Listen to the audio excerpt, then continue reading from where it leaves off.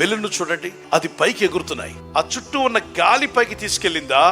ఆ బెలూన్లో గాలి ఊదినోడు లేకపోతే గ్యాస్ కొట్టినవాడు పైకి తీసుకెళ్తున్నాడా, లేదా బెలూన్ లోపల ఉన్న హీలియం పైకి తీసుకెళ్తుందా?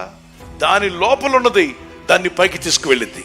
ఒక ఫ్లైట్ పైకి ఎగరాలంటే దానికి ఉన్న ఇంజన్ గట్టిగా తిరగబట్టి అగ్ని దాన్ని పైకి తీసుకెళ్ళడానికి ఉపయోగపడింది. కారు ముందుకెళ్ళడానికి సహాయపడుతున్నారు ఇంజన్లోని ఆ డీజిల్ యొక్క పెట్రోల్ ధర మంట. ఆ బైక్ ముందుకెళ్ళడానికి సహకరిస్తుంది ఎవరు? పెట్రోల్ పోస్తామే దానిలోని ఫైర్ స్టార్ట్ అయి వస్తుంది కాబట్టి ఆ ఇగ్నిషన్ ద్వారా బండి ముందుకు వెళ్తుంది. లోపల ఉన్నది తీసుకెళ్ళింది, బయట ఉన్న వాళ్ళు ఎవరు తీసుకెళ్ళా.